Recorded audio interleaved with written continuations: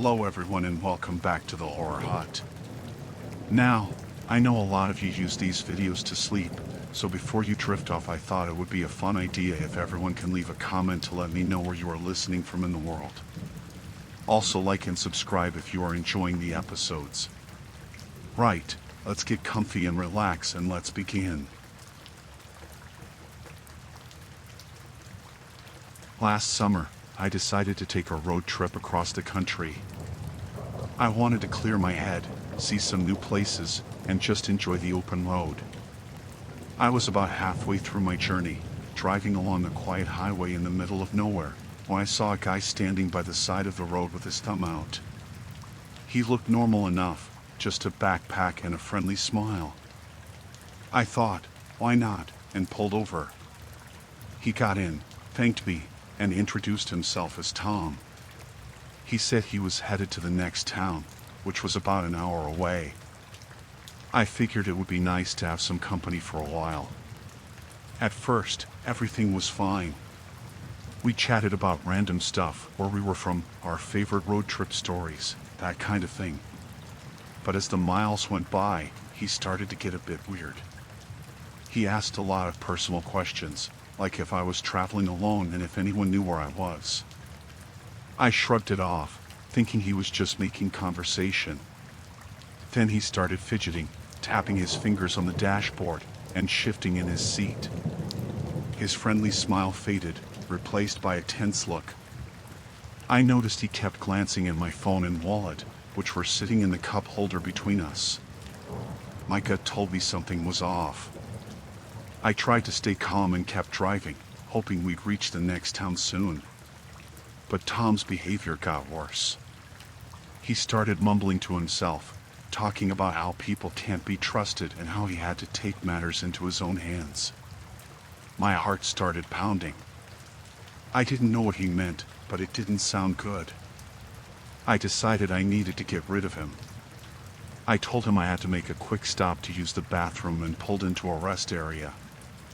He didn't seem to buy it, but he got out of the car with me.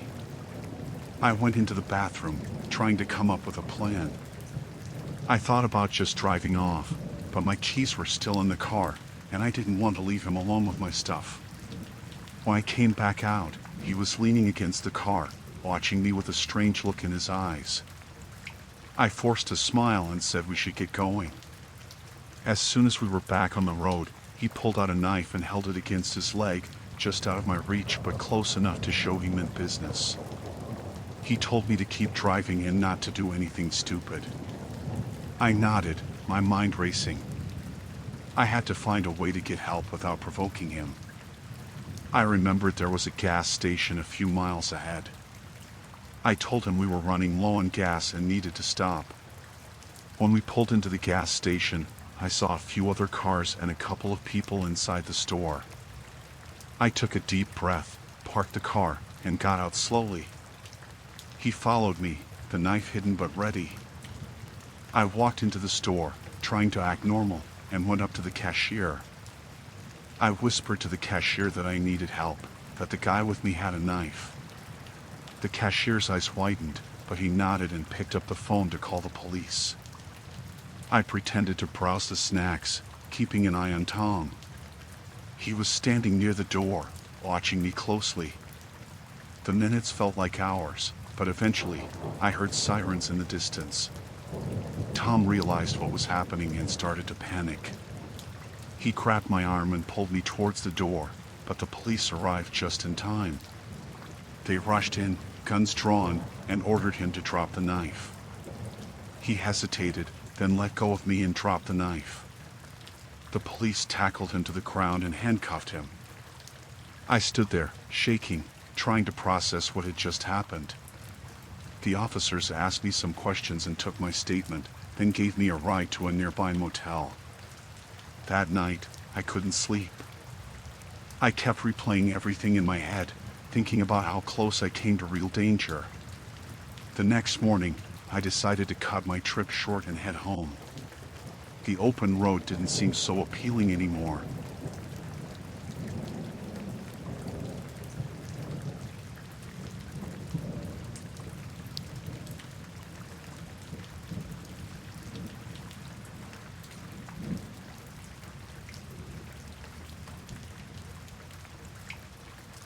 Lisa and Tom were on a cross-country road trip. They'd been planning it for months, excited to see the country and take a break from their stressful jobs. The first few days were great, filled with laughter and sightseeing. But everything changed one evening at a rest stop in the middle of nowhere. We had been driving for hours and needed a break. The sun was setting, and the rest stop seemed like a good place to stretch our legs and grab a snack. It was quiet, with just a couple of other cars parked nearby. Tom went to use the bathroom, and I decided to walk around a bit to shake off the stiffness from the drive. As I walked back toward the car, I heard shouting coming from behind the rest stop building. I hesitated, then moved closer to see what was going on. Peeking around the corner, I saw 3 men beating another man. It was brutal. One of them had a metal pipe, and the others were kicking the guy who was already on the ground. My heart pounded in my chest. I turned to run back to the car and collided with Tom, who had just come out of the bathroom. I grabbed his arm and whispered, "We need to go. Now!" He saw the fear in my eyes and didn't ask questions. We rushed back to the car, but before we could get in, one of the men from behind the building spotted us. "Hey! You two! Get back here!" he shouted. We jumped into the car, and Tom fumbled with the keys. The engine roared to life, and we sped out of the rest stop.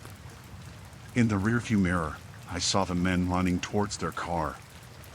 They were getting in, and I knew they were going to chase us. Tom floored it, and we sped down the highway. I could see their headlights in the distance, getting closer.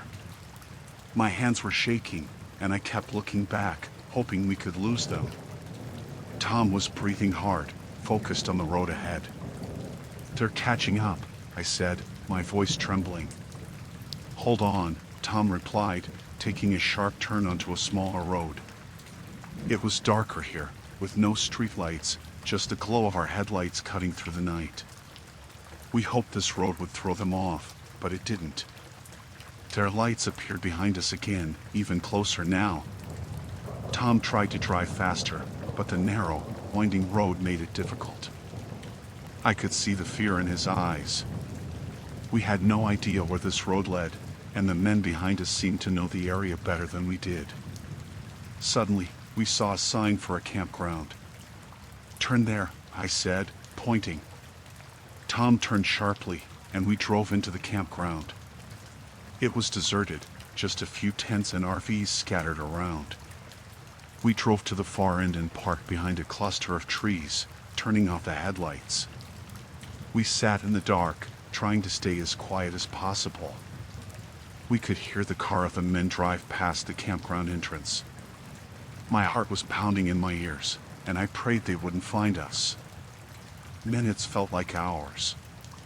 We stayed still, hardly daring to breathe. Finally, we heard their car drive away, the sound of the engine fading into the distance. Tom and I looked at each other, relief flooding through us. But we knew we couldn't stay there. They might come back. We got back on the road, taking a different route, avoiding the main highways. We drove through the night, taking turns at random to make sure we weren't being followed. By morning, we were exhausted but finally felt safe enough to stop at a small diner for breakfast. As we sat there, the reality of what had happened began to sink in. We had witnessed something terrible, and those men knew we had seen them. We decided to call the police and report what we saw, but we were also scared. What if those men found out who we were? The rest of our trip was tense. We kept looking over our shoulders, wary of every car that seemed to follow us too long. We cut the trip short and headed back home, feeling like the adventure we had looked forward to had been stolen from us. Even now, back home, I sometimes wake up in a cold sweat, hearing those men's voices in my nightmares. Tom and I don't talk about it much, but we both know we were lucky to get away.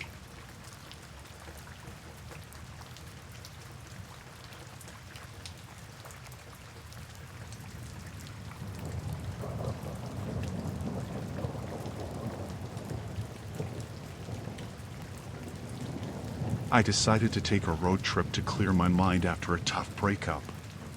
It was supposed to be a peaceful drive through the countryside. Just me, my thoughts, and the open road. I didn't expect things to go so wrong. I was driving on a long stretch of highway when I accidentally cut off another driver while switching lanes. I didn't even see them. I heard the honk, looked in my rearview mirror, and saw this big, black truck right on my bumper. I raised my hand to apologize, but it seemed to make things worse. The driver started flashing his high beams at me, honking nonstop. I tried to stay calm and kept driving, hoping he would back off. But he didn't. Instead, he pulled up next to me, glaring and shouting through his window. I couldn't hear what he was saying, but his face was red with anger. I sped up a little, hoping to get away, but he matched my speed. Then he swerved toward my car, trying to force me off the road. My heart was pounding. I gripped the steering wheel so tight my knuckles turned white. I managed to stay on the road, but I was terrified. I saw an exit sign up ahead and decided to take it, hoping to lose him. I turned off the highway and onto a smaller road. For a moment, it seemed like it worked. I couldn't see him behind me. I took a deep breath, trying to calm down. But my relief didn't last long. A few minutes later, I saw his truck again in my rearview mirror. He had followed me. My chest tightened with fear. I didn't know what to do. I couldn't drive back to the highway. He'd just follow me again. I spotted a gas station up ahead and decided to pull in. Maybe there would be people there who could help. I parked near the entrance and ran inside. The clerk looked up as I rushed in, clearly startled by my panicked expression. "Please, you have to help me." "Someone is following me," I said, my voice shaky. The clerk glanced outside and saw the truck pull in. The driver didn't get out. He just sat there, staring at the gas station. The clerk nodded and picked up the phone to call the police. I felt a small sense of relief, but I was still scared. I stayed near the counter, watching the truck. The driver revved his engine, then drove around the gas station slowly, as if trying to decide what to do next. I stayed inside, feeling safer with the clerk there. After what felt like forever, the driver finally sped off. I let out a breath I didn't realize I'd been holding. The clerk handed me the phone. "The police are on their way," he said. I thanked him, still shaking. When the police arrived, I told them everything. They took my statement and assured me they would look for the truck. They also offered to escort me to a nearby motel where I could stay for the night. I followed the police car to the motel, constantly checking my mirrors, half expecting to see the truck again. But he didn't come back. The officer waited until I was checked in and safe in my room before leaving. I locked the door and pushed a chair against it for extra security. I didn't sleep much that night, jumping at every sound, fearing the worst. But the night passed without incident. The next morning, I decided to cut my trip short and head back home. The thought of that driver out there somewhere was too much. I kept a lookout the whole way, but I didn't see him again. Now, every time I drive, I'm extra careful, always watching my mirrors, always on edge. That one mistake turned my peaceful trip into a nightmare. I hope I never see that truck or its driver again.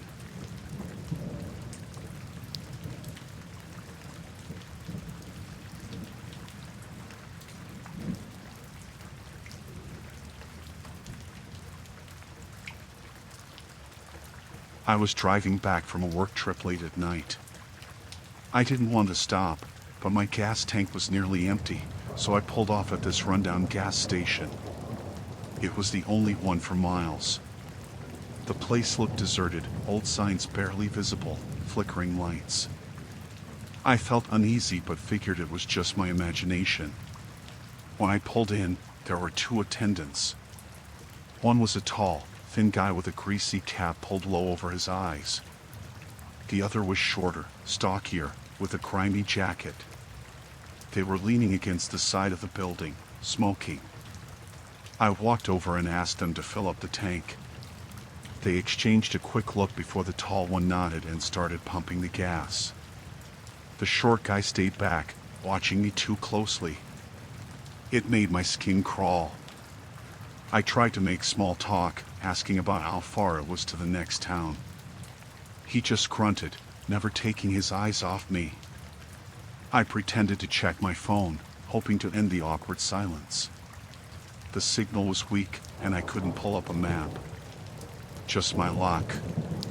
After what felt like forever, the tall guy said the tank was full. I handed him my card, and he took it inside to run it.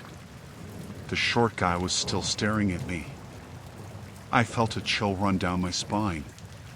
Something wasn't right. The tall guy came back, handed me my card, and mumbled something about the receipt printer being broken. I didn't care about the receipt. I just wanted to get out of there. I got in my car and turned the key. The engine sputtered and died. I tried again, but it wouldn't start. My heart started pounding. I got out, popped the hood, and checked the engine. Everything looked fine, but I'm not a mechanic. The attendants hadn't moved. I asked if they had any idea what might be wrong.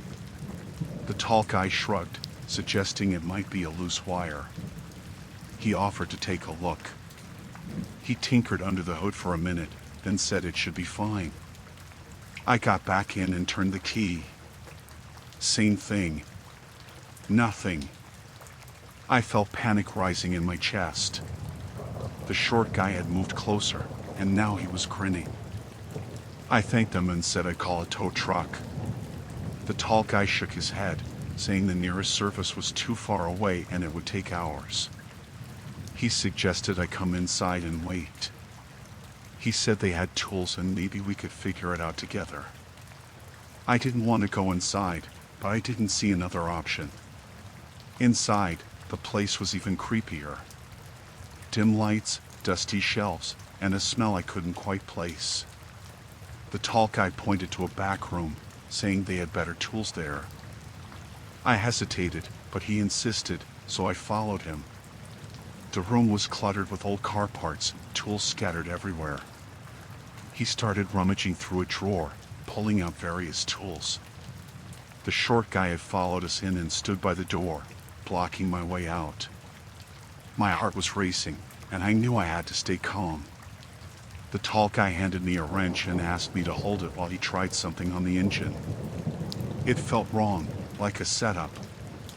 I played along, waiting for an opportunity to make a move.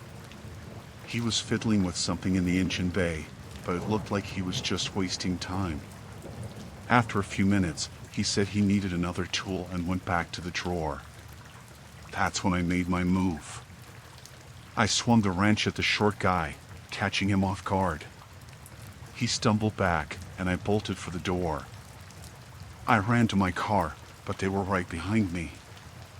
I grabbed my phone and dialed 911, praying for a signal. The tall guy grabbed my arm, trying to pull me back inside. I kicked at him, breaking free and running towards the road. Headlights appeared in the distance.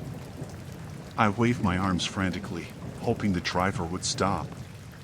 The car slowed down, and I ran to the passenger side, yanking the door open and jumping in. I screamed at the driver to go, telling him I was in danger. He didn't ask questions and sped off. As we drove away, I looked back and saw the two attendants standing in the road, watching us. I told the driver everything, and he took me to the nearest town. We found a police station, and I reported what happened. The police went to the gas station, but the attendants were gone. They found my car, and it turned out someone had tampered with the engine. They never found the two guys. I don't know what they wanted or what they would have done if I hadn't escaped, but I don't like to think about it.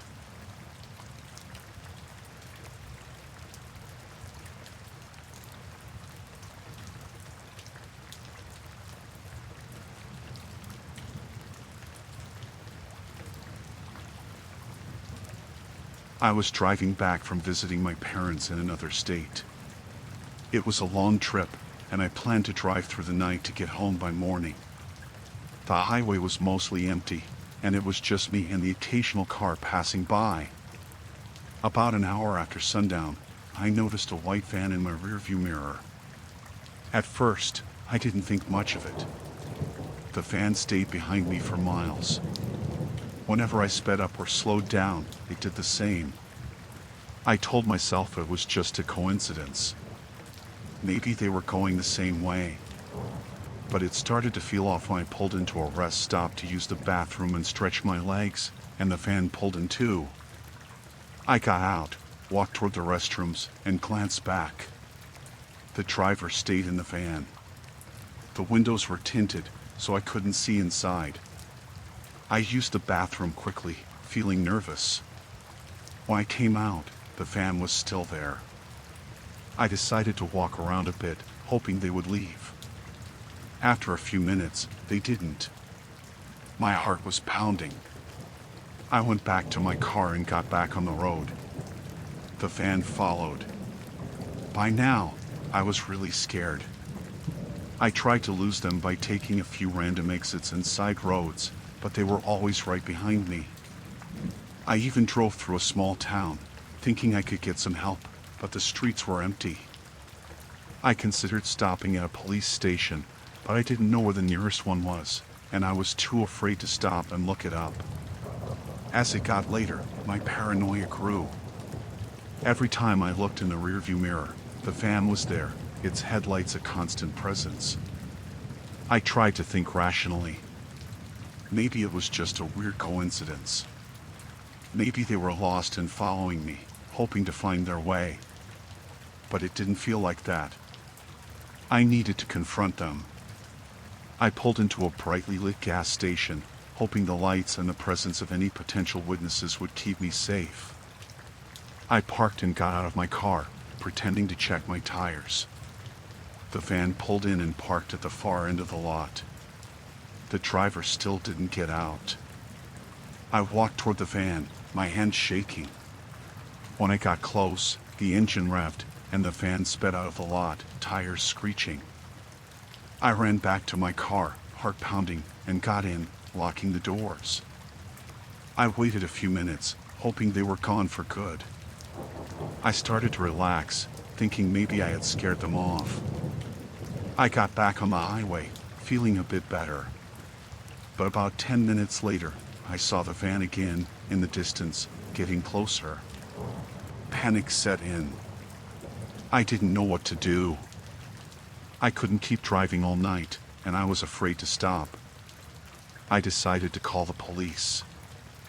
I explained the situation to the dispatcher, trying to keep my voice steady. She told me to stay on the line and directed me to the nearest police station, which was still about 20 minutes away. I kept driving, eyes darting between the road and the rearview mirror. The van was closer now, its headlights glaring. Finally, I saw the exit for the police station. I took it, hoping the van wouldn't follow. But it did. I pulled into the station's parking lot and parked right in front of the entrance. I ran inside, phone still in hand, and told the officer at the desk what was happening. They sent an officer out to check the parking lot, but the van was gone. They took my statement and said they would keep an eye out for the van. They offered to have someone follow me home, but I was too shaken to drive any further that night. I stayed at a nearby motel, still feeling jumpy and checking the window every few minutes. The next morning, I finished the drive home, constantly checking my mirrors. I didn't see the van again. I never found out who was following me or why.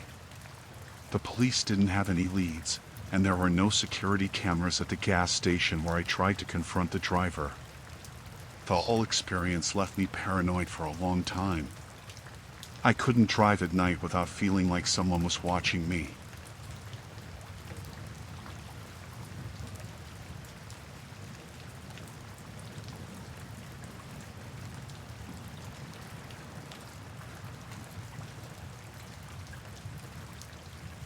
My girlfriend Jenny and I were driving through the desert on a road trip.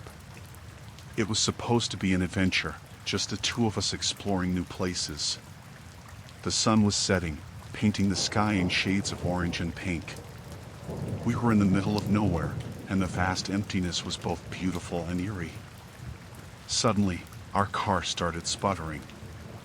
I glanced at the gas gauge, but we had plenty of fuel. Before I could figure out what was wrong, the engine died, and we coasted to a stop on the side of the road. I tried restarting it, but nothing happened. We were stranded. We had no cell service. I looked around and saw a small house in the distance, maybe a mile away. It was the only sign of life. I told Jenny we should walk over and see if anyone could help us. She was nervous but agreed. We locked the car and started walking. The desert was quiet, the only sound our footsteps on the gravel road. The house looked old and run down as we got closer. I wondered if anyone still lived there. When we reached the front door, I knocked. No answer. I knocked again, louder this time. Still nothing. Jenny was getting anxious, but I decided to try one more time. I banged on the door with my fist. Finally, we heard shuffling from inside. The door creaked open, and an old man peeked out. His face was lined with age, and his eyes were cold and hard. He didn't look happy to see us. I explained our situation, hoping he would help. He stared at us for a moment, then grunted and opened the door wider. We stepped inside, and he closed the door behind us, locking it with a loud click. My stomach churned. Something felt very wrong. The house was dark and smelled musty. The old man led us to a small living room and gestured for us to sit. There was no electricity. The only light came from a few dusty oil lamps. He asked what we were doing out here, his voice rough and unfriendly. I told him about our road trip and the car breaking down. He stared at us for a long time without saying anything. Finally, he said he had some tools and could take a look at the car, but it would cost us. I offered to pay whatever he wanted, just to get out of there. He grunted again and told us to wait while he got his things. Jenny and I sat in silence, listening to the old man's footsteps fading down the hall. The house was filled with strange, old-fashioned furniture and odd trinkets. I tried to stay calm, but my heart was racing. Jenny squeezed my hand, her face pale. After what felt like an eternity, the old man returned with a rusty toolbox. He told us to follow him. We walked back to the car in the growing darkness, the old man's silhouette eerie in the fading light.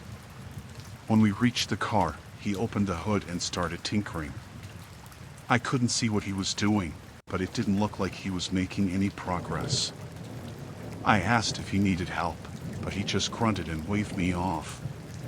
Jenny stood close to me, her eyes darting around nervously.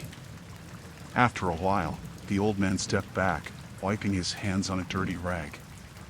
He said he couldn't fix it here and we'd have to come back to the house. I didn't like the idea, but we had no choice. We followed him back, the night now fully upon us. Inside, he told us we could stay in a spare room until morning, and he'd take us to town then. He pointed to a door down the hall. Jenny and I walked to the room, the floorboards creaking under our feet. The room was small and bare, with just a bed and a nightstand. We closed the door and sat on the bed, whispering about what to do. I didn't trust the old man, but we were stuck. I suggested we stay awake and leave as soon as it was light. Jenny nodded, her eyes wide with fear. We heard footsteps outside the door, and the old man's voice calling out that he was going to bed. The house fell silent. We sat in the dark, listening to every creak and groan of the old house. Hours passed, and I could tell Jenny was struggling to stay awake. Suddenly, we heard a soft thump from outside the window. I crept over and peeked through the curtain. In the dim moonlight, I saw the old man standing outside, holding a shovel. My heart pounded in my chest. I knew we had to get out of there. I whispered to Jenny to grab her things. We quietly opened the door and tiptoed down the hall. The house was pitch dark, and I could barely see. We reached the front door and slowly unlocked it, praying it wouldn't creak. We slipped outside, and I glanced around. The old man was nowhere in sight. We ran towards the road, not daring to look back.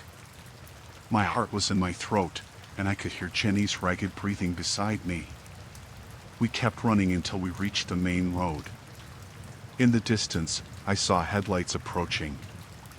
I waved my arms frantically, hoping the driver would stop. The car slowed down, and I saw it was a truck. The driver rolled down the window and asked what was wrong. I quickly explained our situation, and he told us to get in. We climbed into the truck, and he drove us to the nearest town. We went to the police station and reported everything. They sent officers to the house, but the old man was gone. They found our car, but it had been stripped for parts. Jenny and I were shaken but relieved to be safe. The police never found the old man, and I still don't know what he planned to do with that shovel.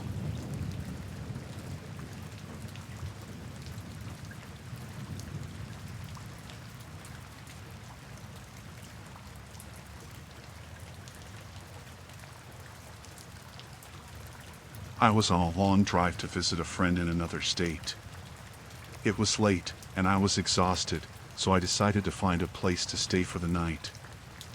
I saw a sign for a cheap motel and pulled in. The neon sign flickered, and the place looked run down, but I was too tired to keep driving. The lobby was empty except for the manager, a middle-aged man with greasy hair and a creepy smile. He seemed too eager to help, asking too many questions about my trip and why I was alone. I brushed it off, thinking he was just being friendly. I filled out the paperwork, paid in cash, and he handed me a key. My room was at the far end of the motel, away from the main road. The hallway smelled damp, and the carpet was stained. I just wanted to sleep. I went into the room, locked the door, and threw my bag on the bed. The room was small and bare, with an old TV and a bathroom that looked like it hadn't been cleaned properly in years.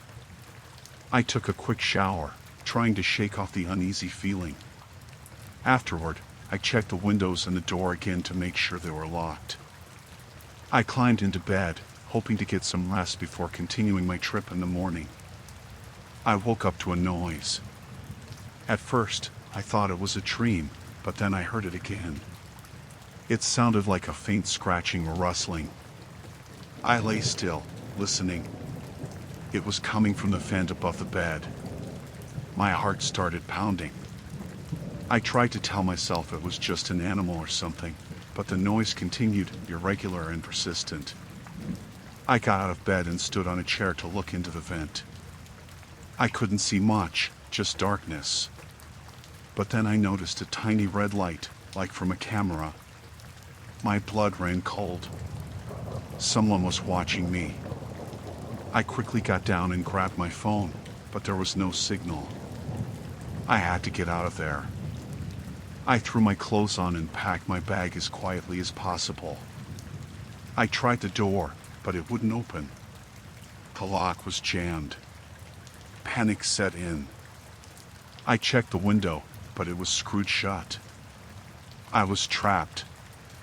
I heard footsteps outside the door and then the sound of keys. The manager was coming. I frantically looked around for something to defend myself with.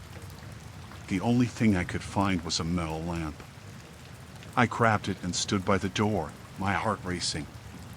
The door opened and the manager stepped in, his creepy smile still on his face. He said he was checking on me, but his eyes told a different story. I swung the lamp at him, hitting his arm. He yelled and dropped the keys. I didn't hesitate. I grabbed the keys and ran out of the room. I sprinted down the hallway, looking for an exit. The front door was locked. I tried several keys, but none of them worked. I could hear the manager behind me, yelling and cursing. I ran to the back of the motel, hoping to find another way out. I found a door leading to the laundry room. It was locked, but one of the keys fit.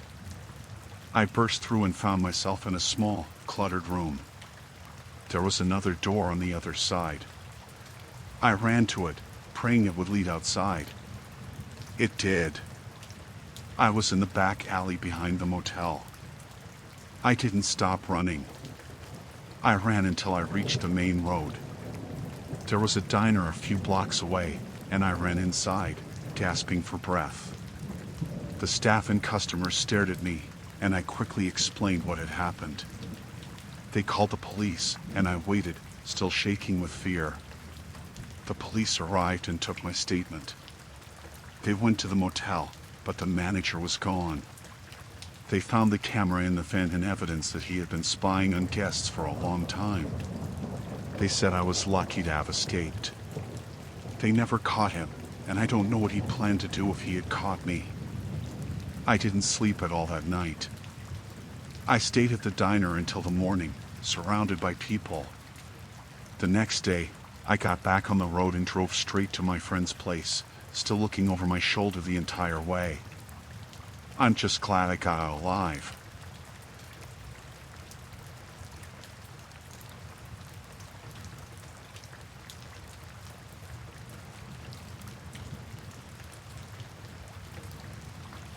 Laura and I were on a road trip, aiming to take the scenic route back home. We had been driving for hours, enjoying the open road, but we took a wrong turn and ended up on a deserted road. It wasn't on any of our maps or GPS, but we decided to keep going, figuring it would eventually lead us back to the highway. We drove for miles without seeing another car. It was getting late, and the sun was starting to set. We were both tired and hungry when we saw a sign for a small town up ahead. It looked like it had been abandoned for years, but we thought we could find somewhere to rest and maybe get some directions. The town was Eerie. The buildings were old and run down, windows broken, paint peeling. There was no sign of life. We drove through the main street, looking for any sign of activity. Just as we were about to turn around and leave, we saw a few people walking out from one of the buildings. They were dressed in old, worn clothes and looked like they hadn't seen outsiders in a long time. We pulled over and asked if there was a place we could stay for the night. One of them, a middle-aged man with a long beard, smiled and said they had a guest house where we could rest. Something about his smile made me uneasy, but we were exhausted and had nowhere else to go. We followed him to a small house at the edge of town. Inside, it was dark and smelled musty. The man, who introduced himself as Carl, told us to make ourselves comfortable and that dinner would be ready soon. Laura and I exchanged nervous glances, but we thanked him and settled in. As night fell, more people started showing up. They were all dressed similarly, and they all had that same unsettling smile. Carl invited us to join them for dinner in the main building. We didn't want to be rude, so we agreed, but I couldn't shake the feeling that something was off. The main building was dimly lit, and the dining room was filled with old furniture. We sat at a long table with about a dozen of the townspeople. The food looked surprisingly good, but I had no appetite. Carl sat at the head of the table, watching as closely as we ate. They started asking us questions about where we were from and why we were there. Their questions felt more like an interrogation. Laura tried to keep the conversation light, but I could tell she was just as scared as I was. After dinner, Carl suggested we go back to the guest house to rest. He said they had a big day planned for us tomorrow. The way he said it sent chills down my spine. We thanked them again and went back to the guest house. Once inside, I locked the door and checked the windows. Laura asked what I thought was going on, but I didn't have any answers. I just knew we needed to get out of there. We decided to leave in the middle of the night. We packed our things quietly and waited until we were sure everyone was asleep. Around midnight, We slipped out of the house and made our way to the car. The town was silent, and every little noise made my heart race. We reached the car and got in, but the engine wouldn't start. I tried again, but it was dead. I popped the hood and found that the battery was missing. Panic set in. We had no way to leave, and I was sure they had done this on purpose. We heard footsteps approaching and ducked behind the car. Carl and a few others were coming towards us, carrying flashlights. We had to hide. We ran to a nearby building and slipped inside just as they reached the car. We watched through a crack in the door as they searched the area, their flashlights sweeping over everything. They eventually left, but we knew they'd be back. We had to find another way out. We searched the building we were in and found a back door that led to the woods. We decided to make a run for it. The woods were dense and dark, but it was our only chance. We ran for what felt like hours, not daring to stop or look back. Eventually, we saw lights ahead. It was a highway. We stumbled out of the woods and flagged down the first car we saw. The driver, a trucker, pulled over and let us in. We explained what had happened, and he took us to the nearest police station. The police didn't believe us at first, but they sent a patrol car to check it out. When they got there, the town was deserted again. No sign of Carl or the others. The guest house was empty, and our car was gone. We never found out who those people were or what they wanted. The police said it was probably a group of squatters living off the grid, but I know there was something more going on.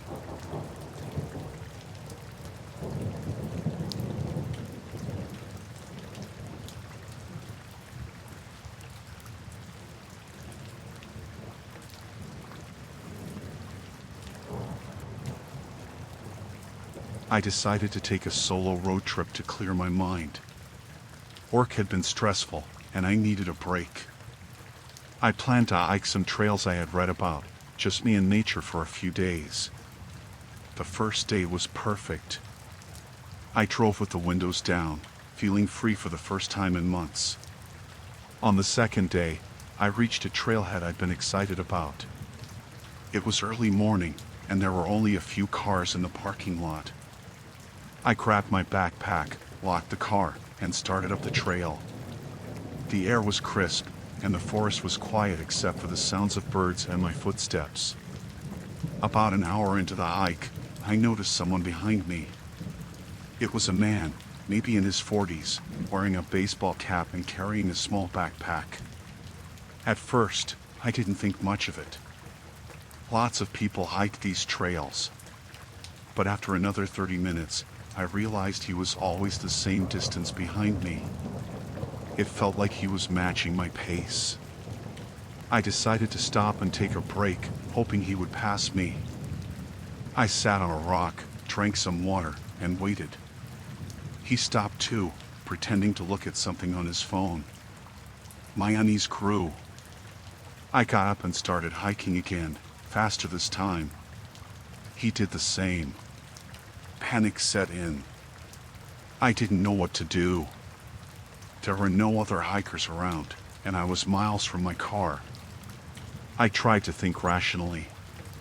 Maybe he was just a slow hiker, or maybe he didn't even realize he was making me uncomfortable. But my gut told me something was wrong. I came to a fork in the trail and took the less traveled path, hoping to lose him. The trail was steeper and more rugged, and I pushed myself to move quickly. After a few minutes, I looked back. He was still there, closer now, and no longer pretending to be casual. I started to run. The trail was narrow and rocky, and I stumbled several times, but I didn't stop. My heart was pounding, and my legs were burning, but the fear drove me forward. I could hear him behind me, his footsteps getting closer. I veered off the trail, hoping the dense forest would slow him down. I zigzagged between trees, trying to make it hard for him to follow. The branches scratched my arms and face, but I kept going. I could still hear him, but he sounded farther away. Maybe I was losing him. I found a small ravine and slid down into it, crouching behind a large boulder. I held my breath, listening. His footsteps slowed, and I heard him moving through the trees, searching for me. He was muttering to himself, but I couldn't make out the words. Minutes felt like hours. I stayed hidden, trying to calm my breathing. Eventually, the forest was quiet again. I peeked out from behind the boulder, but I couldn't see him. I waited a little longer, just to be sure. When I felt it was safe, I climbed out of the ravine and started moving back toward the main trail, staying low and quiet. I needed to get back to my car. I moved as quickly and quietly as I could, constantly looking over my shoulder. The trail seemed to stretch on forever. Every rustle in the bushes made my heart race. I kept expecting him to jump out at me. After what felt like an eternity, I saw the trailhead. I ran the last stretch, my car coming into view. I fumbled with my keys, my hands shaking, and finally got the door open. I jumped in, locked the doors, and started the engine. I sped out of the parking lot, not daring to look back. I drove straight to the nearest town and went to the police station. I told them what had happened, and they sent officers to check the trail, but they didn't find anyone. They said it was probably just a drifter, but I knew it was more than that. I cut my trip short and drove home the next day. The freedom I had felt at the beginning of my trip was gone. I couldn't stop thinking about how close I had come to something terrible. I don't know what he wanted, and I'm just glad I never found out. That experience changed me. I still love hiking, but I'm much more cautious now. I always go with friends, and I stick to well-traveled trails.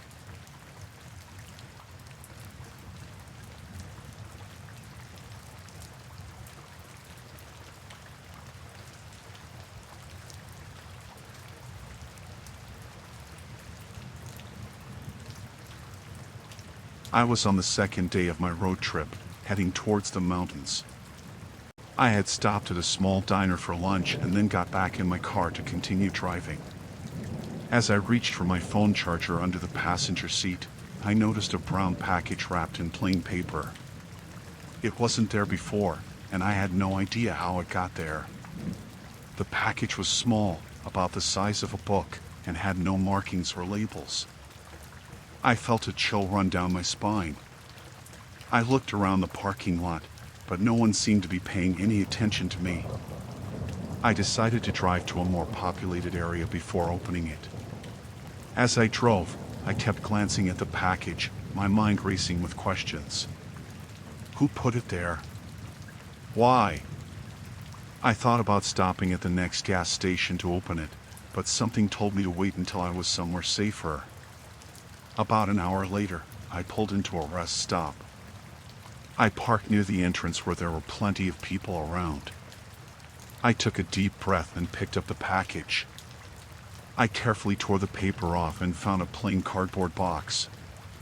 Inside was a small black device that looked like a hard drive and a folded piece of paper. The paper had a single sentence typed on it: "Keep this safe." They're coming. My heart started pounding.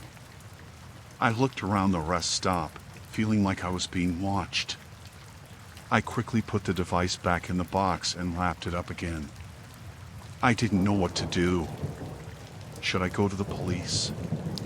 But what if they were involved? I decided to keep driving, hoping to put some distance between me and whoever might be after the package. As I got back on the highway, I noticed a black SUV that seemed to be following me. Every time I changed lanes or took an exit, it did the same. Panic set in. I drove faster, taking random turns, trying to lose them. But the SUV stayed with me. I knew I couldn't keep this up forever. I needed a plan. I spotted a sign for a motel up ahead and decided to pull in there. Maybe I could find a way to call for help without being seen. I parked my car behind the motel, out of sight from the main road. I grabbed the package and ran to the office. The clerk was an older man who barely looked up when I asked for a room. I paid in cash and took the key, my hands shaking. In the room, I locked the door and pulled the curtain shut. I sat on the bed, staring at the package, trying to figure out what to do next. My phone buzzed with a new message from an unknown number. "We know you have it. Hand it over and no one gets hurt." I felt a wave of terror. They knew where I was. I looked around the room, trying to find a way out. The window was small, but I could probably fit through it if I had to. Just then, I heard footsteps outside the door. I grabbed the package and climbed out the window, landing in the bushes behind the motel. I heard the door to my room being kicked open and voices shouting. I ran towards the woods behind the motel, hoping to find somewhere to hide. The woods were dense and dark. I could hear them behind me, crashing through the underbrush. I kept running, my lungs burning and my legs feeling like they would give out. I stumbled over roots and branches, but I didn't stop. Eventually, I came to a small clearing with an old, abandoned cabin. I ran inside and hid behind a pile of old furniture. My heart was pounding so loudly I was sure they could hear it. I held my breath and listened. They were close. I could hear them talking, saying they had to find the package at all costs.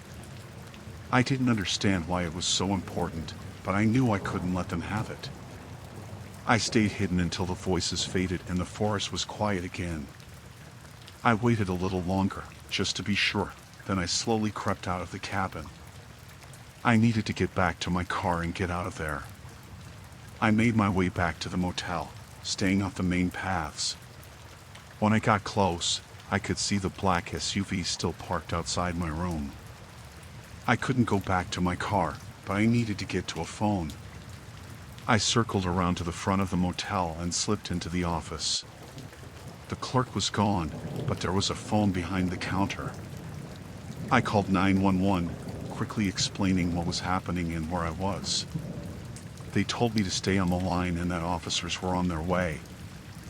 I hung up and hid behind the counter, clutching the package. I could hear sirens in the distance, and I prayed they would get there before the men found me. The sirens got louder, and soon the parking lot was filled with flashing lights. I heard shouting and the sounds of a struggle. After what felt like forever, an officer called out, telling me it was safe to come out. I stood up, shaking with relief. The officers took my statement and examined the package. They said it was part of an ongoing investigation and that I was lucky to have gotten away. They never told me what was on the device or why it was so important. They just thanked me for my cooperation and told me to be careful. I left the motel with a police escort, finally feeling safe.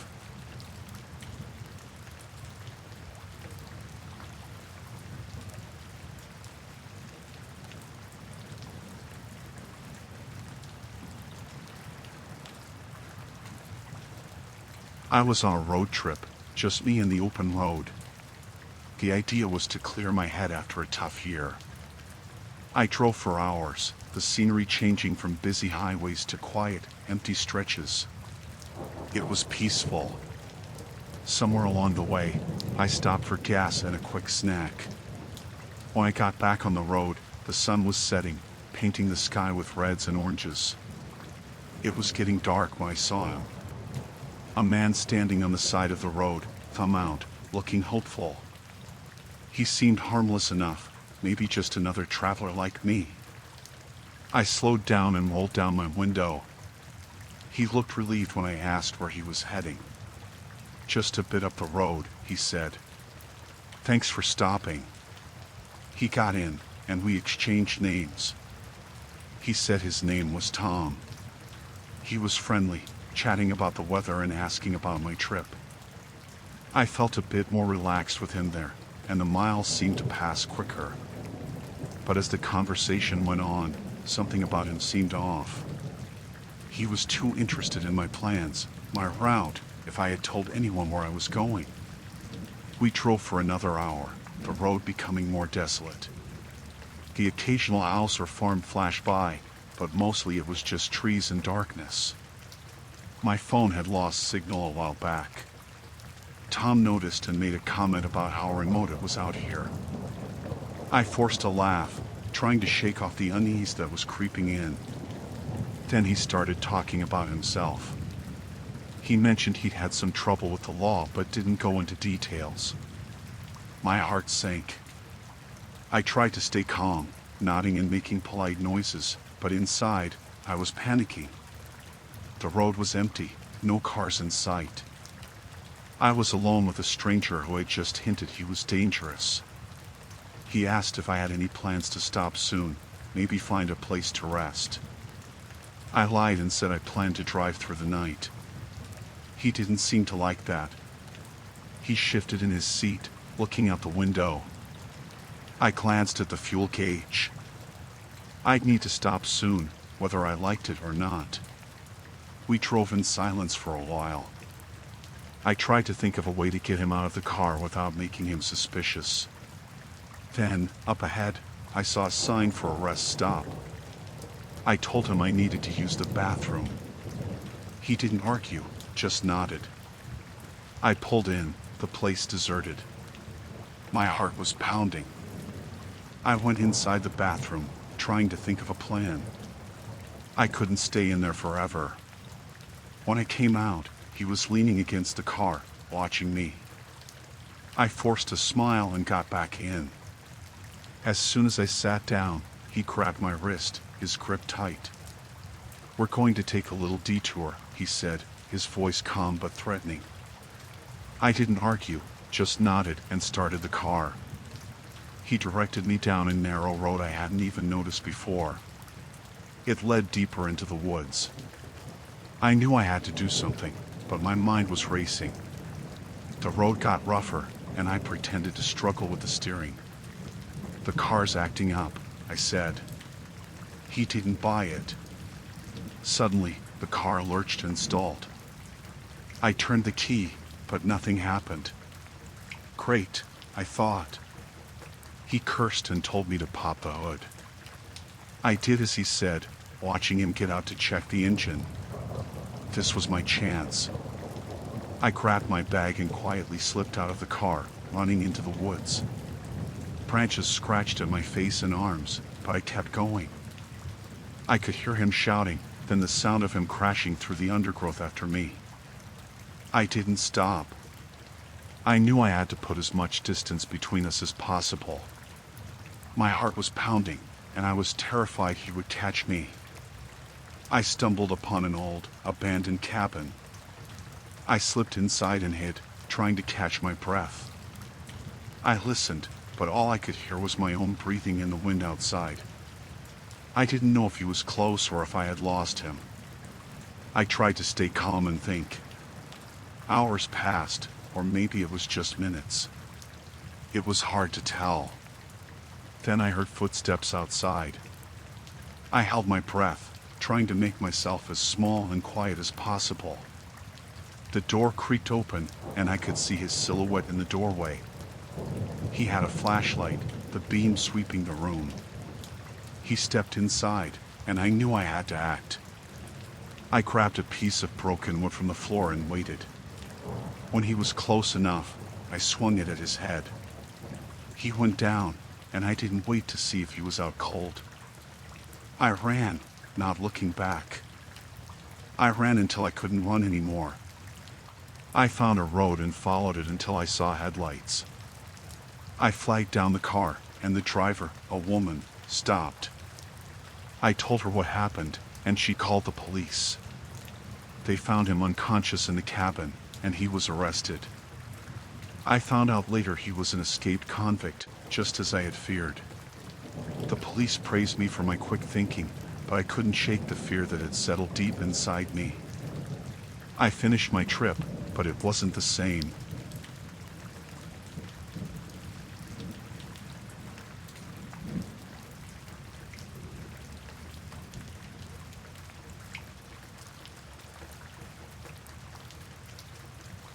Jim and I had been driving for hours. The road trip was supposed to be a break from our routine, a little adventure for us. We stopped at a rest area to stretch our legs and grab a bite. That's when we met them. They introduced themselves as Alex and Sarah. They seemed friendly, just another couple on the road like us. We chatted for a while, and they mentioned a secluded beach nearby, perfect for a quick dip and some relaxation. Beth was excited, and honestly, I thought it sounded fun too. We followed their car down a winding road, deeper into an area we didn't know. The GPS signal faded, but Alex assured us it was just around the corner. Eventually, we reached the beach. It was beautiful, just as they described. The sun was setting, casting an orange glow over the water. We set up a small area with our blankets and coolers. Alex and Sarah were friendly, a bit too friendly. They kept asking personal questions, which started to make me uneasy. Jim noticed it too, giving me a look that said we should be careful. But we stayed, trying not to overreact. As it got darker, their behavior changed. They became more intense, their questions more invasive. Alex suggested a walk down the beach. Jim and I hesitated, but we didn't want to seem rude. We started walking, but something didn't feel right. Alex and Sarah were whispering to each other, glancing back at us with looks that made my stomach churn. The beach was deserted. No one else was around. Jim and I slowed down, letting Alex and Sarah get a bit ahead. That's when Jim whispered, "We need to get out of here." I nodded, feeling the same dread. We turned back, trying to be casual, but the couple noticed.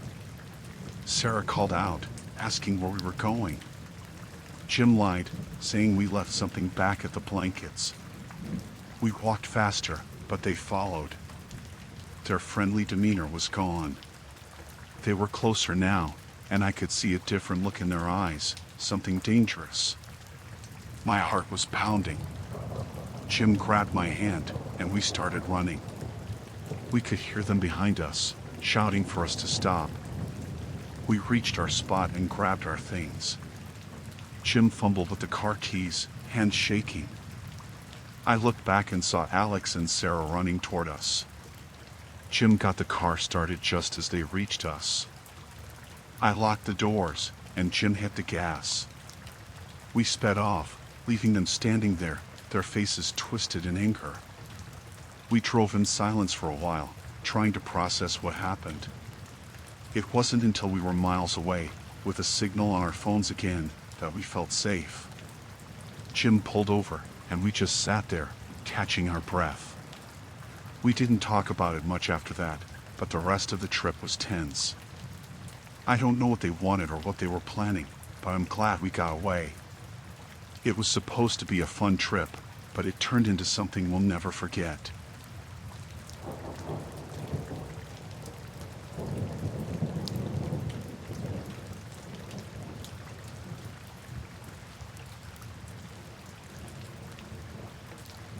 It was a spur-of-the-moment decision. I had a lot on my mind, so I thought a night drive through the wilderness would clear my head. I loved the quiet, the feeling of being alone with my thoughts. I had no destination, just the open road and the sound of my car's engine humming steadily. I left the city behind and soon the landscape changed. Trees closed in on both sides, and the road twisted and turned, making it impossible to see too far ahead. I found it peaceful, almost therapeutic. The darkness was thick, only broken by my headlights slicing through it. About an hour in, I noticed headlights in my rearview mirror. At first, I didn't think much of it. It was rare to see another car out here, but not unheard of. The truck followed me for a while, keeping a steady distance. I figured they were just headed in the same direction. After a few more miles, the truck started getting closer. Its headlights were glaringly bright in my mirrors, almost blinding. I thought maybe they wanted to pass, so I slowed down a bit, moving to the side as much as I could. But they didn't pass. They just stayed right behind me, uncomfortably close. I sped up, hoping they'd take the hint. The truck matched my speed, staying right on my tail. My heart started to race. I didn't know what they wanted, but I knew it wasn't good. The road was too narrow and winding to try anything drastic, so I kept driving, hoping they'd back off. Then, out of nowhere, they swerved, trying to hit my rear bumper. I managed to stay in control, but it was clear they wanted me off the road. Panic set in. I couldn't see their face through the glare, but I could feel their intent. This wasn't random. They were targeting me. I tried to think. My phone had no signal out here, so calling for help wasn't an option. I needed to stay on the road, keep moving. There had to be a turnoff or something where I could lose them. I just had to find it. I took a sharp curve, and the truck did the same, getting even closer. They rammed my car again, harder this time. My tires skidded, and I fought to keep control. I was terrified. My breathing was shallow, and my hands were shaking. I saw a narrow dirt road coming up and made a split-second decision. I turned sharply onto it, hoping the truck wouldn't follow. For a moment, it worked. The truck hesitated, but then I saw its headlights swinging around behind me. They were still coming. The dirt road was rough, filled with potholes and rocks. My car bounced and rattled, but I kept going. I couldn't slow down. The truck was still behind me, relentless. I needed to find a way out of this. Then I saw it, an old, abandoned cabin off to the side. It was a gamble, but I didn't have many options. I swerved off the road, heading towards the cabin. The truck followed, but I managed to pull in behind the building, out of sight. I turned off the engine and lights, trying to make my car as invisible as possible. I crouched down, heart pounding, watching as the truck slowed down, its headlights sweeping the area. It stopped for a moment, then continued down the road, slowly disappearing into the darkness. I stayed hidden for what felt like hours, afraid to move, afraid they'd come back. Finally, when I was sure they were gone, I crept out and checked my car. It was banged up, but it would still run. I got back in, started the engine, and drove back the way I came, slowly, carefully. I didn't stop until I reached a small town with streetlights and people. I parked in a well-lit area and just sat there, shaking. I couldn't believe what had happened. It felt unreal, like a nightmare. But it was real. And I knew I'd never forget it.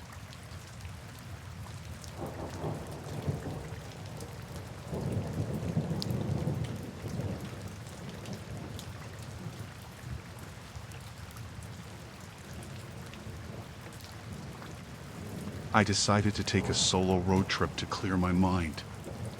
Life had been stressful, and the open road seemed like the perfect escape. I packed my car, left early in the morning, and drove without a real destination, just enjoying the freedom and the quiet. I was deep into a remote area, miles from the nearest town, when I saw it. An abandoned car on the side of the road. It was an old, beat-up sedan, and it looked like it had been there for a while. I slowed down and pulled over, thinking maybe someone needed help. It was the middle of nowhere, and I couldn't just drive by without checking. I got out of my car and approached the abandoned one. The windows were rolled down, and there was a weird smell coming from inside. I glanced around, feeling uneasy, but I pushed on. Maybe someone was in trouble. The driver's door was open, and the keys were still in the ignition. That struck me as odd. There were papers scattered all over the seats, and the back seat looked like it had been torn apart. I spotted what looked like blood on the passenger seat. My heart started racing. This wasn't just a broken-down car. Something bad had happened here. I pulled out my phone, but of course, there was no signal. I turned back towards my car, planning to drive to the nearest town and call for help. As I walked, I heard a noise. It was faint, like a rustling in the bushes nearby. I froze, trying to pinpoint the sound. Maybe it was just an animal. But then I heard it again, closer this time. My instinct screamed at me to get out of there. I hurried back to my car, but as I reached it, I saw movement in my rearview mirror. Someone was approaching, fast. A man, rough-looking, with wild eyes. I jumped into the driver's seat and locked the doors. He reached my car and pounded on the window, shouting something I couldn't understand. I started the engine, but he yanked on the door handle, trying to get in. I reversed, tires squealing, and he ran after me. My hands were shaking so bad I could barely control the car, but I managed to get back on the road. I looked back and saw him standing in the middle of the road, watching me. I didn't stop until I was miles away. I thought I was safe, but then I noticed a car behind me. It was the same old sedan. It must have been a different person driving it now, but I knew it was connected. They were following me. I tried to stay calm and think. I couldn't call for help, and there was nowhere to pull over. I had to lose them. I took a sharp turn onto a dirt road, hoping it would lead somewhere, anywhere. The sedan followed. The road was rough, and my car bounced and jolted, but I kept going. I saw a small, rundown cabin up ahead and decided to make a stand there. I pulled in behind it and turned off the engine, hoping they wouldn't see me. I crouched down, heart pounding, and watched as the sedan slowed down near the cabin. It stopped for a moment, then continued down the road. I waited, holding my breath, until I was sure they were gone. I stayed hidden for a long time, too scared to move. When I finally felt it was safe, I got back in my car and drove back to the main road, heading straight for the nearest town. I found a gas station with a payphone and called the police. I told them everything, but they didn't seem too concerned. They said they'd send someone to check it out, but I doubted they would find anything. I kept driving until I reached a larger town, where I checked into a motel and locked myself in my room.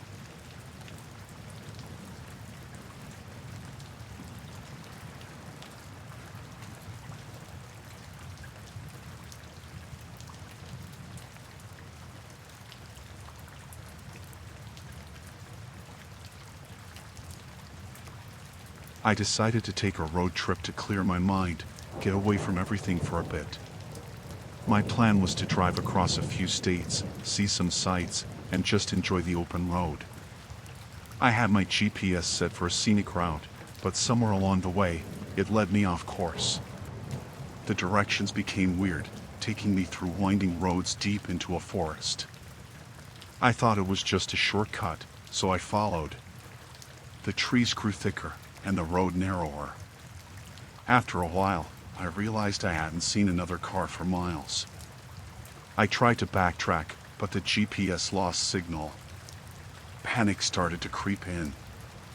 It was late afternoon, and the light was fading. I kept driving, hoping to find a main road or some sign of civilization. Eventually, I came across a small clearing. There were a few rundown cabins scattered around, and I felt a slight relief. I figured I could ask someone for directions. I parked my car and got out, but everything felt off. It was too quiet. I walked up to one of the cabins and knocked on the door. No answer. I turned to leave when I saw a group of people emerging from the woods. They were all dressed in old, worn-out clothes and looked at me with a mix of curiosity and hostility. One of them, a tall man with a scruffy beard, stepped forward. "Lost?" he asked, his voice rough. "Yeah, my GPS led me here."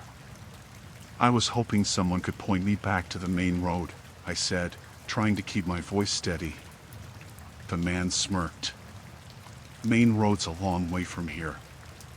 Why don't you come inside and rest a bit?" Something in his tone made me uneasy. I declined politely, but he insisted. The others started to close in around me, cutting off any escape route. My heart pounded in my chest as I realized I was in trouble. I tried to make a break for my car, but two of them grabbed me. They were stronger than they looked, and I couldn't shake them off. They dragged me into one of the cabins and threw me into a small room. The door slammed shut, and I heard the lock click. The room was dark and smelled of mold. I could hear muffled voices outside, and I knew they were planning something. I searched the room for anything that could help me escape, but it was empty except for a dirty mattress in the corner.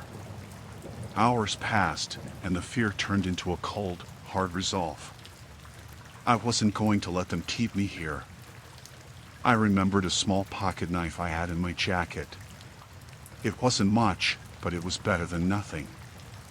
I pried it out and waited for the right moment. Late at night, the door creaked open. The tall man entered, probably thinking I was asleep. I sprang up and slashed at him with the knife. He yelped in pain, and I shoved past him, running out into the night. I sprinted towards the trees, the adrenaline giving me strength. I could hear them shouting behind me, but I didn't look back. The forest was dark and confusing, but I kept moving. Branches scratched my face, and I stumbled over roots, but I didn't stop. Eventually, I found a small stream. I followed it, hoping it would lead me to safety. The water was freezing, but it helped mask my trail. I trudged through it for what felt like hours until I saw lights in the distance. I climbed out of the stream and made my way towards the lights. It was a small road with a few passing cars. I flagged one down, and the driver, a kind woman, let me in. I explained what happened, and she called the police. We drove to the nearest town, and the police took my statement. They said they would investigate, but I never found out what happened to those people in the forest. I was just glad to be safe.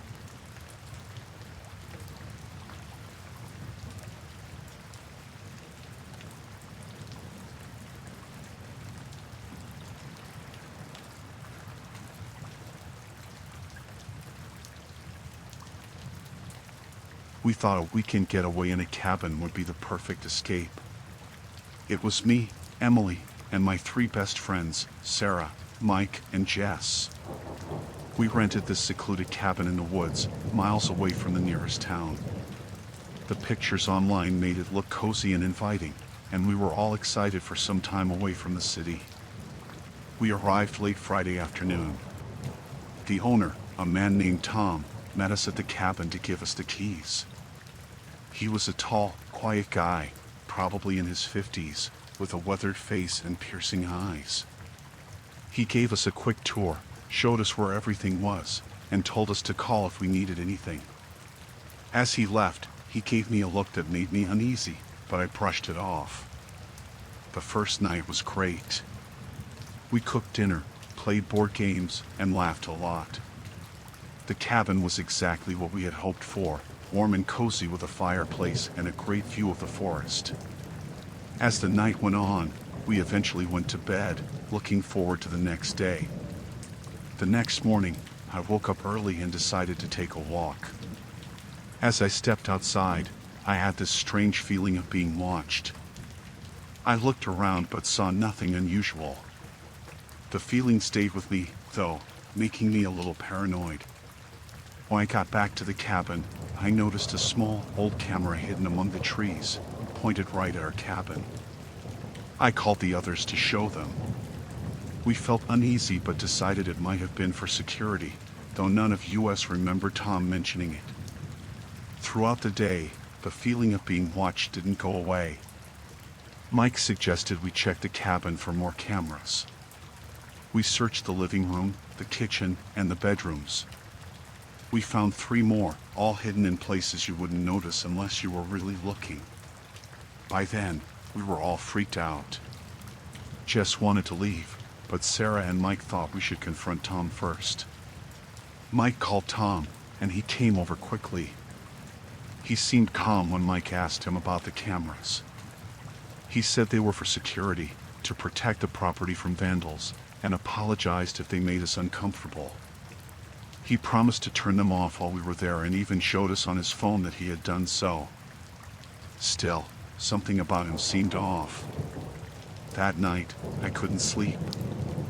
Around midnight, I heard noises outside.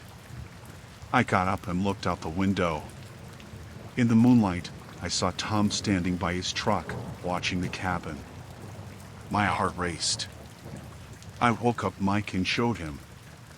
We agreed not to tell the others yet, not wanting to panic them, but we decided we needed to leave first thing in the morning. The next morning, Mike's car wouldn't start. The engine wouldn't even turn over. Tom wasn't around, and we didn't have cell service to call for help. Jess suggested we walk to the nearest town, but it was at least a 2-hour hike, and we weren't sure of the way. While we were trying to figure out what to do, Tom showed up. He acted surprised about the car and offered to take Mike to town to get help. Mike agreed reluctantly, and they left. Hours passed, and we didn't hear anything from Mike. By late afternoon, we were really scared. Sarah decided we needed to leave on foot. We packed our things quickly and started down the road. About an hour into our walk, a truck approached. It was Tom, but Mike wasn't with him. He got out and said Mike had decided to stay in town and send him back to get us. The way he spoke and the look in his eyes made my blood run cold. We refused to get in the truck, saying we'd walk. Tom got angry, insisting we get in. When we still refused, he tried to grab Sarah. We fought back, and Jess managed to hit him with a rock. He fell, and we ran. We ran into the woods, not knowing where we were going, just needing to get away. We ran until we couldn't anymore, hiding in a thick part of the forest. We stayed quiet, listening for any sounds. Hours passed, and it got dark. We were lost, terrified, and exhausted. We decided to keep moving, hoping to find a road or another cabin. Eventually, we saw lights through the trees. It was a ranger station. We ran to it, banging on the door. A ranger opened up, and we told him everything.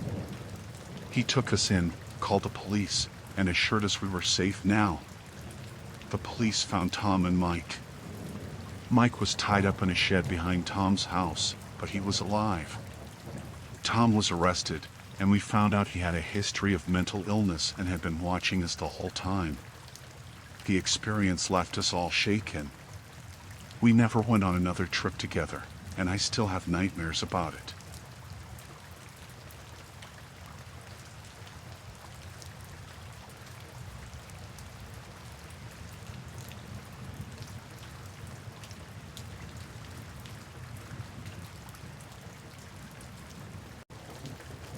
The road stretched out in front of me, endless and empty. I was on a solo road trip, something I'd always wanted to do. Just me, my car, and the open road. It was supposed to be freeing. But somewhere along the highway, everything changed. It started in the afternoon. I noticed a truck in my rearview mirror, an old, beat-up pickup. It was nothing unusual at first. Just another vehicle on the road. But after a few hours, I realized it was always there, keeping the same distance. I tried to shake it off, telling myself I was being paranoid. Maybe it was just a coincidence. Maybe they were heading the same direction. But as the hours passed, the unease grew. Every time I looked back, there it was. I decided to pull over at a rest stop, hoping to let the truck pass. I parked and waited. 10 minutes went by. Then 20. No sign of the truck. I started to relax, thinking it had finally gone its own way.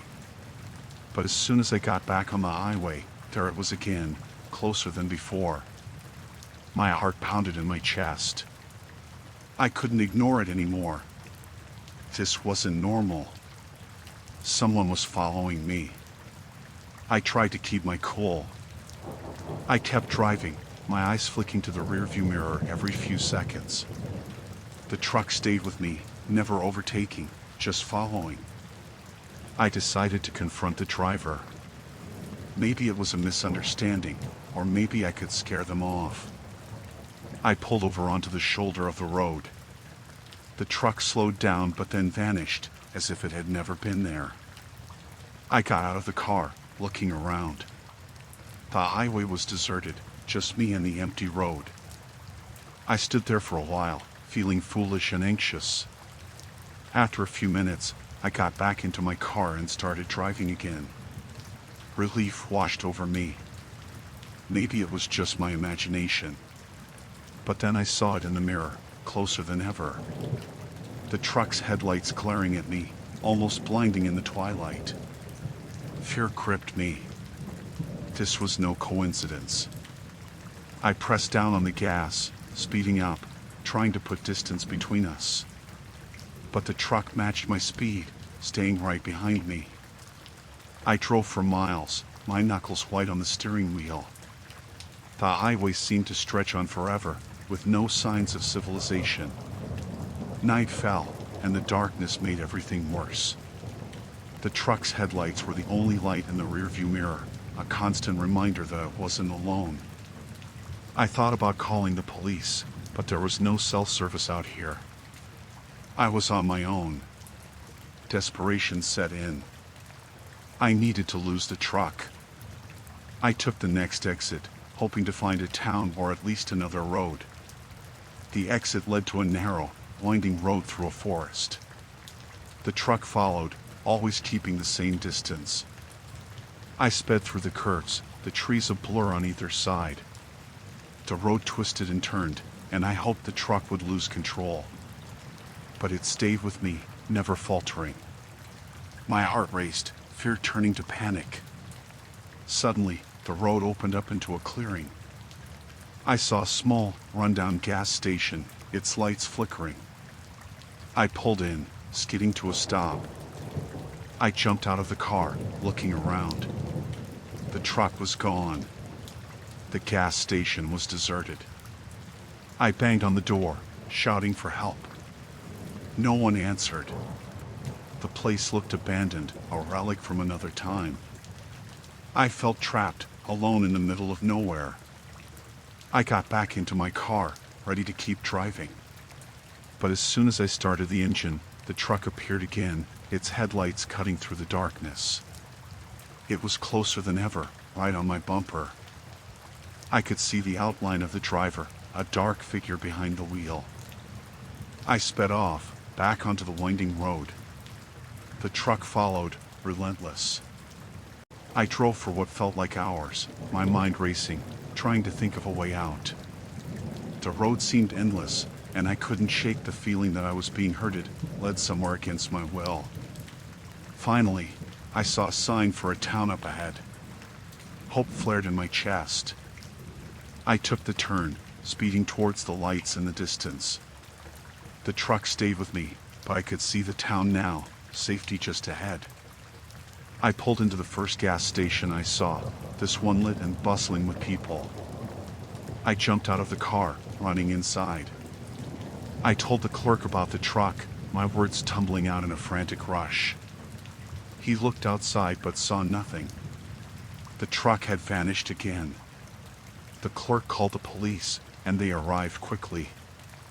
They took my statement, but there was no sign of the truck. They assured me they'd keep an eye out, but I could see the doubt in their eyes. I stayed in that town overnight, too scared to get back on the road.